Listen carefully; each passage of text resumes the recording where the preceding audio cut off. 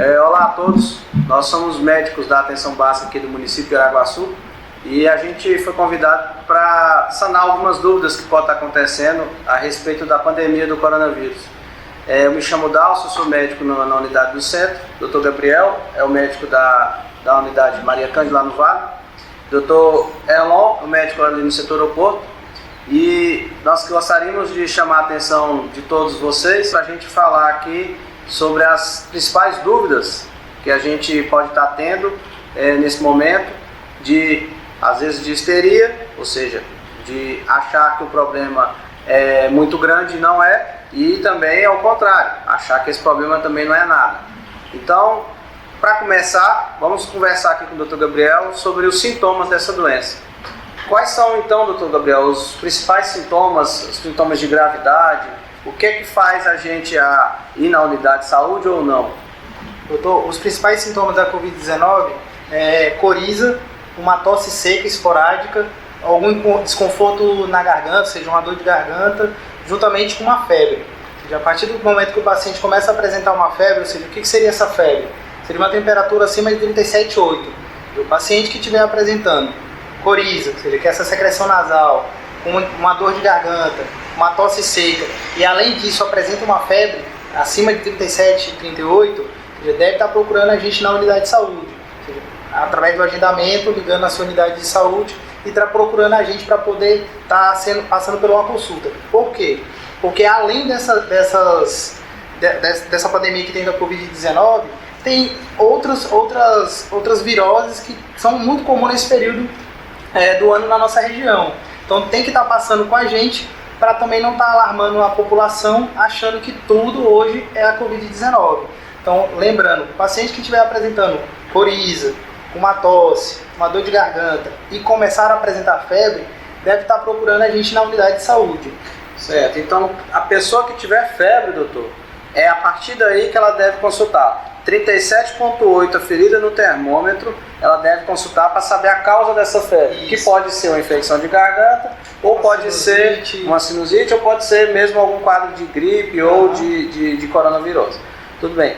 E a pessoa que tem que ir no hospital, doutor? Quem que deveria ir no hospital? Aí a pessoa que estiver apresentando esses mesmos sintomas da coriza, uma tosse que agora já é uma tosse seca, mas ela é uma tosse mais contínua, esse mesmo desconforto na garganta, ele começa a apresentar um desconforto respiratório. Ou seja, o que seria esse desconforto respiratório? Seria uma dificuldade que ele tem para respirar. Ou seja, o paciente sente dificuldade para respirar, sente dificuldade para falar, fica com fôlego, fica ofegante, e principalmente nas crianças, ou seja, ele tem o que a gente chama de dificuldade respiratória, que é a parte nasal dele começa a ter uma dificuldade, porque você percebe que a criança está tendo uma dificuldade maior para poder respirar. Batimento de asa nariz, fica aqui fundo. Isso, são as coisas que acontecem tanto na criança como no adulto também. Ou seja, a partir do momento que o paciente começou a apresentar esses sintomas, lembrando, junto com a febre, deve estar procurando o hospital, para também estar descartando que não sejam outras doenças, ou seja, doenças comuns que o próprio paciente já pode ter, asma ou algum outro tipo de doença respiratória em comum. Lembrando então, só para a gente poder ter uma ideia, ou seja, a partir do momento que o paciente está apresentando coriza, ou seja, que é a secreção nasal, uma tosse e dor de garganta, esse paciente não necessariamente tem que estar procurando a unidade para estar descartando a Covid-19. Se tiver a possibilidade de estar em isolamento em casa, tomando as medidas de prevenção, é o mais recomendado. Esse mesmo paciente começou a apresentar uma febre acima de 37,8, esse paciente tem que estar agendando a consulta para estar passando pelo médico. Isso não quer dizer que o paciente tenha a Covid-19, mas que tenha que passar pela gente para receber as orientações e assim estar descartando a possibilidade de ter ou não a doença. E a gente fazer o diagnóstico e tratar a causa que não seja a Covid. Tá certo. Então, se a gente tem esses sintomas e vai à unidade de saúde para descobrir o que é, e o médico passa para a gente ficar em isolamento, a gente tem que manter esse isolamento como recomendação médica, né? Mas para a gente tomar mais cuidado, eu gostaria de saber do Dr. Elon quais são as formas, Dr. Elon, que a gente tem de transmitir essa doença. Vamos lá, Dr. Dalcio. A transmissão hoje do coronavírus, do Covid-19, ela é feita através de inoculação de gotículas expelida de um paciente contaminado tá? E através de tosse, do espirro. Esse paciente contaminado, essa pessoa contaminada, tossindo perto de você, você vai inocular essas gotículas contaminadas, vai entrar na sua via respiratória e vai acometer seu pulmão. Além desse, você está próximo de uma pessoa que está contaminada, tossindo, espirrando, tem através de materiais, caneta, dinheiro, carteira, maçaneta de porta. Por quê? Uma pessoa que está contaminada, às vezes até assintomático, Dr. Dalcio, que não tem sintomas nenhum, igual o Dr. Gabriel falou, não tem febre, não vai ter uma coriza, ele vai tossir, leva a mão na boca para tampar a boca, depois pega na maçaneta da sua casa, pega na caneta, pega no dinheiro, e você que não está contaminado vai pegar esse dinheiro, vai levar a mão no olho, vai levar a mão na boca, coçar o nariz, e com isso vai fazer a contaminação. Você vai inocular esse vírus, né, porque tem essas gotículas, fica lá por muito tempo ainda, tá? É por causa que tá úmido lá, gotículas, é úmido, é água. Então o vírus permanece por um certo determinado tempo ali. Então você vai contaminar através disso.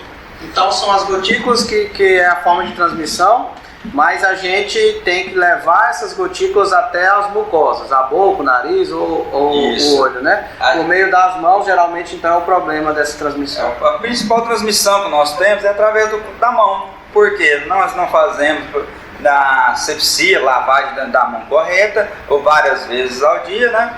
E com isso a gente vai sempre estar levando a mão na boca, sempre estar levando a mão no olho, no nariz. Então, você tiver com a mão contaminada, que alguma pessoa passou ali, contaminou, você vai inocular esse vírus, né? Então, se a transmissão é por essas gotículas, como a maioria dos vírus são, e a contaminação é a gente encostar as mãos da gente nesses locais e levar as mucosas, a primeira coisa que a gente tem que fazer, então, é saber lavar as mãos e fazê-lo sempre que necessário. Então, a lavagem tem que ser com água corrente, uma água limpa, corrente, com um sabão qualquer, sabonete, líquido ou não. Você vai lavar normalmente, como a gente lava assim, mas não esquecer da parte do dorso da mão, entre os dedos, nas unhas, na ponta dos dedos nas unhas, certo? O pulso também, porque o pulso é um local de transição entre o braço e a mão, ele geralmente pode ser contaminado. E falando do braço, aqui no antebraço, a gente encosta nos locais. Então, uma vez que a gente, por exemplo, saiu na rua, entrou em contato com algum objeto, com alguma estrutura, a gente pode se contaminar nessas regiões. Então, na hora que for lavar as mãos, lavar todo o antebraço aqui para frente, pelo menos, com essa água corrente. E, além das mãos, a gente tem outras formas que está colocada pela Organização Mundial da Saúde, o Ministério da Saúde está colocando, que é o isolamento social, tão polêmico isolamento social. Esse isolamento social, ele é necessário para que a gente não tenha uma sobrecarga do serviço avançado de vida. Esse serviço avançado de vida, em outras palavras, é a UTI. Então, quem vai ter complicações graves dessa doença, vai ter que precisar de um suporte de UTI, de unidade intensiva. E essas pessoas, geralmente, como o Dr. Elon falou, se acomete o pulmão, ela vai ter que precisar de um respirador, uma máquina para respirar por ela. E se houver várias pessoas precisando desse respirador na mesma hora, não vai ser possível salvar todos. Esse é que é o grande dilema do isolamento social. Eu sou jovem, doutor, eu sou jovem e eu não vou desenvolver um caso grave. Se a gente pensar dessa forma tão egoísta, isso pode trazer para nós outros problemas, como por exemplo, numa necessidade de ter essa UTI, esse respirador para respirar por a gente, por situações da vida cotidiana, como as unidades já são saturadas, como por exemplo, se eu sofrer um acidente de carro, uma moto, eu precisar ser entubado e um respirador respirar por mim por um problema neurológico, um câncer, alguma complicação dessa, eu não vou ter, mesmo sendo jovem. Eu tive esse problema, que não tem nada a ver com o Covid, mas todos os respiradores estão sendo usados por causa de pessoas idosas ou doentes crônicos, hipertensos, diabéticos, que complicaram com a doença e precisaram desse respirador. E aí eu não vou ter ele disponível para mim. Então, chamar a atenção de você, jovem, dessa responsabilidade social, que é se isolar, igual qualquer outra pessoa que está fazendo, mesmo estando assintomático, ou seja, não tendo sintomas, para que você não leve isso para as pessoas idosas e não transmitam, porque o vírus não voa. O vírus é transmitido de pessoa para pessoa. Se você ficar em isolamento, você vai ajudar toda a sociedade a não ter um problema de supersaturação desse serviço. Só dentro aqui, Dr. Dalcio, por que fazer o isolamento aqui é a melhor forma? Porque hoje a transmissão, antes era a pessoa que estava viajando, tinha uma viagem para o exterior, vinha para cá, porque lá onde é que começou a doença, que foi na China, né? Começou a doença lá, agora o pessoal está achando que essa é só quem viajou para lá ou para o exterior que está contaminado com a doença. Hoje não, essa doença pode estar no nosso município aqui, né? Porque é uma transmissão comunitária, tá? Ela não tá dentro, pode estar dentro do nosso município, não precisa você ter viajado para fora, ou para outro estado, ou para qualquer outro lugar. Então ela pode estar aqui dentro do nosso município, Dr. Dalcio, e pode transmitir para as outras pessoas, mesmo estando assintomática. A pessoa fica assintomática, vai transmitindo e vai cada vez pode aumentar o caso, né? Porque um vai transmitir para o outro sem saber que está doente. Aquela pessoa que já sabe, que tem uns sintomas que o Dr. Gabriel já falou, a gente é fácil de saber cuidar dela, que ela vai ficar em isolamento por si mesma. Então, essa pessoa faz. O difícil é aquela pessoa que está assintomática, nós não sabemos quem são essas pessoas, então isso é a necessidade do isolamento, porque elas estão assintomáticas, entram dentro de casa, vão transmitir para os seus entes queridos, pai, mães, avós, que são mais suscetíveis, que a grande maioria da nossa população aqui são idosos. O que seria o idoso? Acima de 60 anos e que contém algumas comorbidades, como diabetes, hipertensão, uma obesidade, né? Isso, então, esses pacientes que estão assintomáticos estão trazendo para dentro da própria casa o vírus. Então, esse é o motivo do isolamento nosso. E querendo, então, para manter essa prevenção, aquelas pessoas que necessitam sair de casa para os serviços essenciais funcionando, por exemplo, se eu precisar ir numa farmácia, se eu precisar ir no supermercado, enfim, você fazer de forma de distanciamento social, é diferente do isolamento. O distanciamento é manter-se longe de qualquer outra pessoa na rua 1,5 metro de distância, porque assim eu consigo que pelo menos esse perdigoto, quando alguém falar perto de mim ou tossir, tem uma dificuldade maior desse perdigoto, dessa gotícula chegar até mim e eu me contaminar sem ver e depois passar nas mucosas, no olho, no nariz, enfim.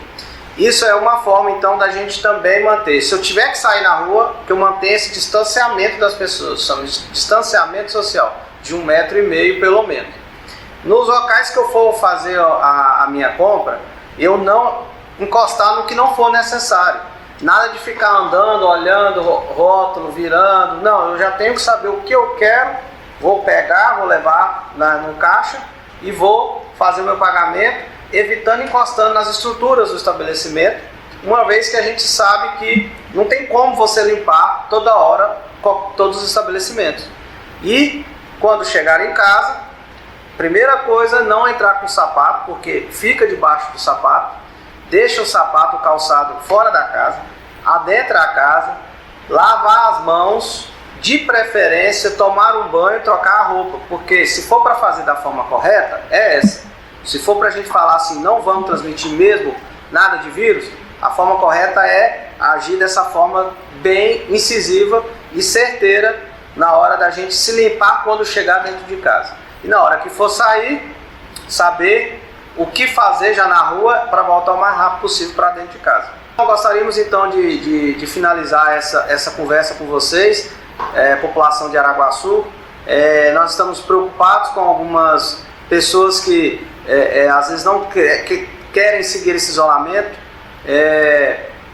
por questões financeiras, por questões que a gente entende, mas se nesse momento a gente começar a transitar e ter todo o acesso aos serviços não essenciais, a proliferação do vírus pode ser muito mais rápida e isso sobrecarregar o sistema de saúde que a gente pode precisar a qualquer momento, um serviço avançado de vida. Queria agradecer então a Secretaria de Saúde, a Prefeitura por ter convidado a gente para falar um pouco sobre isso, agradecer os colegas aqui, compartilhe esse vídeo, faça com que ele chegue na casa de todos, para que a gente entenda um pouco mais a necessidade de ficar em casa, tá ok?